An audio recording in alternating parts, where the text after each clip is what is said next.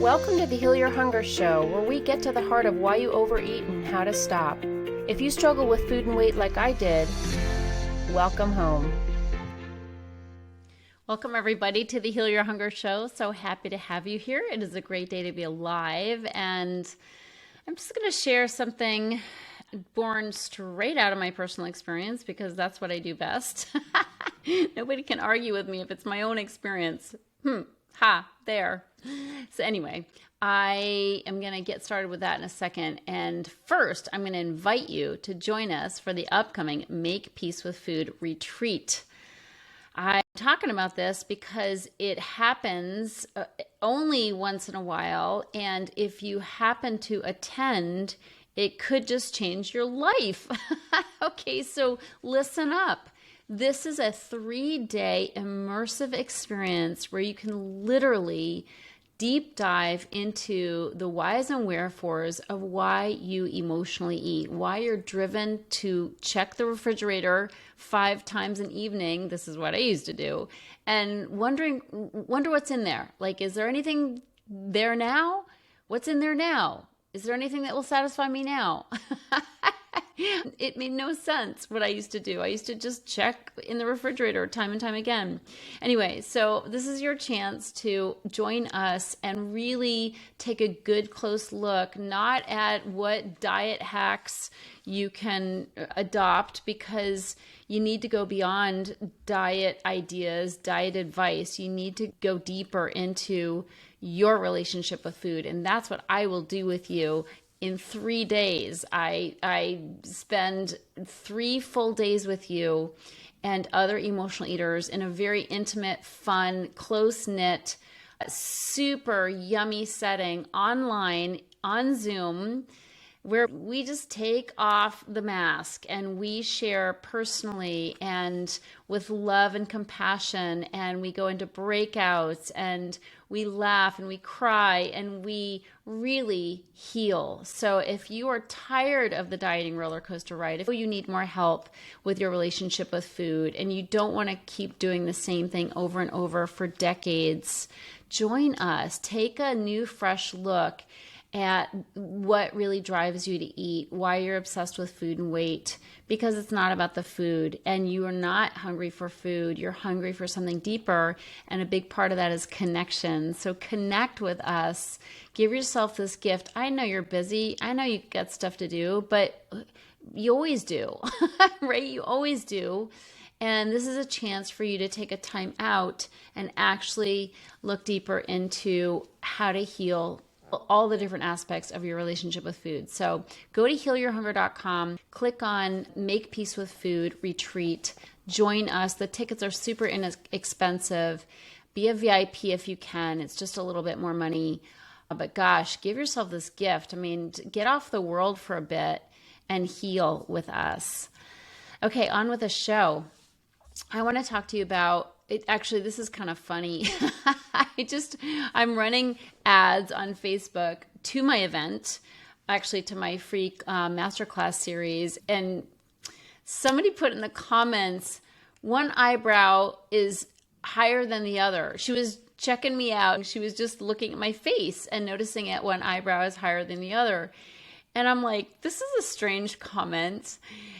And honestly, it kind of cracked me up. So I go and look at myself and I'm like, she's right. One eyebrow is higher than the other.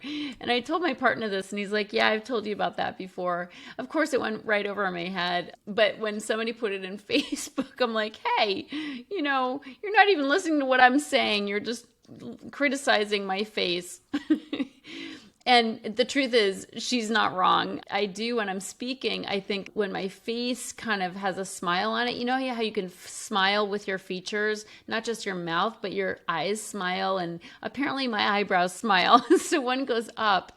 And it got me to thinking about criticism and what we do with it. And I used to eat over it. frankly. I used to eat over criticism, and I don't anymore.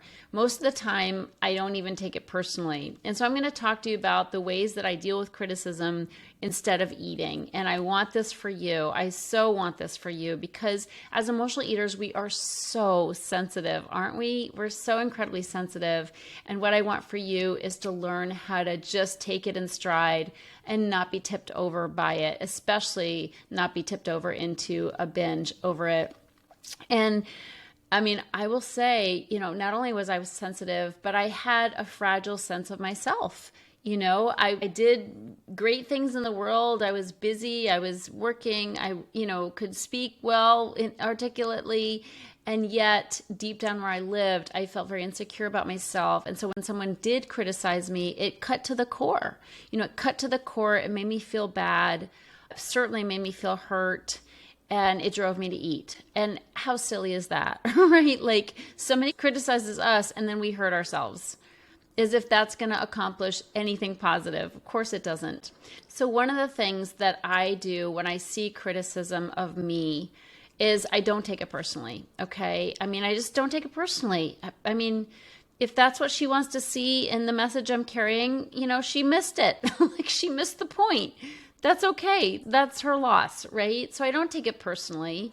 I do look for the truth in it. I find when somebody has something critical to say to me, chances are they're not wrong. There might be some truth in it. I mean, this woman was right. One of my eyebrows does go up.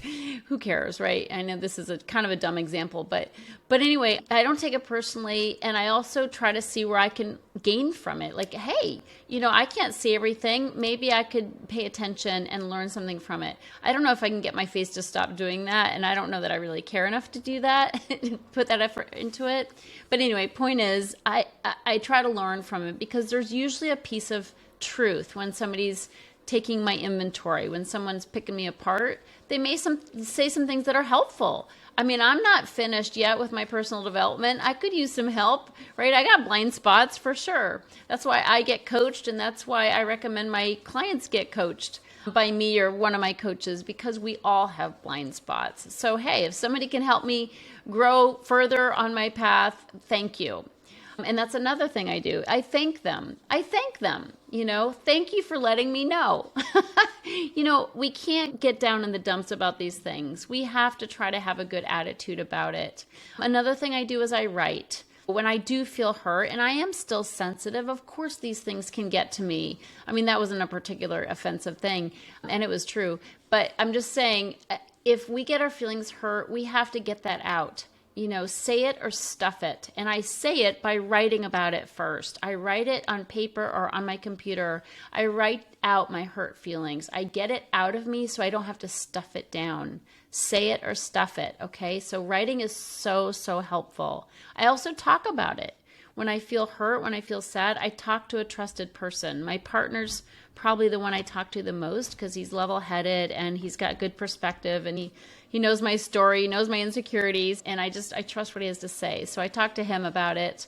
I also talk to friends, loving, safe people.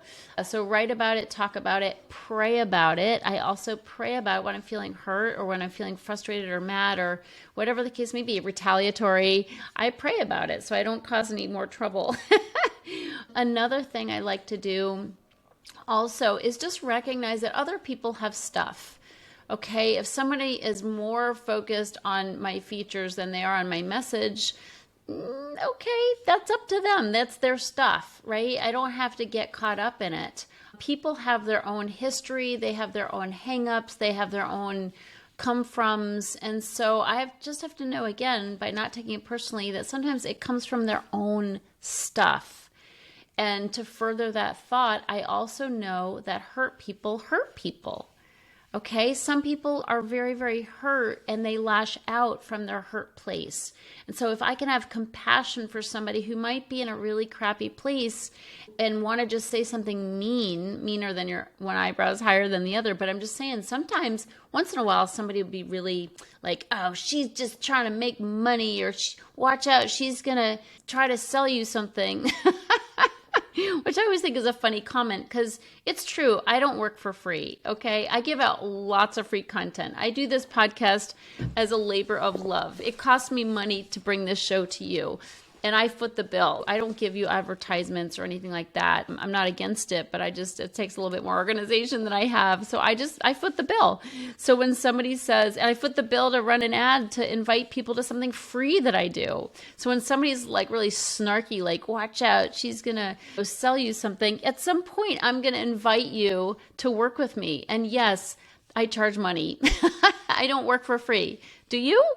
Very few people do. So I just have to realize when someone's miserable or having a bad day, they might be snarky just from that place, and it doesn't have anything to do with me. So I try to remember that hurt people, and that person's hurting. I can pray for them. I can pray for the darkness they're in when they're just not happy. And I know for myself, after a binge, I wasn't happy. After a big binge and feeling full and hating myself and blowing my diet or not being able to fit into my jeans after that 5,000 calorie binge, I'm not a happy camper. I'm not very nice to be around. I'm miserable, in fact. And I can be mean, right? When I was in binge mode, I wasn't a very nice person because I was beating myself up. And the truth is that other people get the spillover of what we're doing to ourselves. The reason why I'm basically a nice, friendly person these days is because I'm not beating myself up with food. I feel good about myself, and other people are getting the spillover of that. But when I was beating myself up with food, binging, putting crappy, poisonous food in my body, all that came out of me was venom, misery, negativity, criticism, and unhappiness. And so that's what people get. They get the spillover of what we're doing to ourselves. So these are the ways that I deal with criticism without overeating. There's no point in overeating.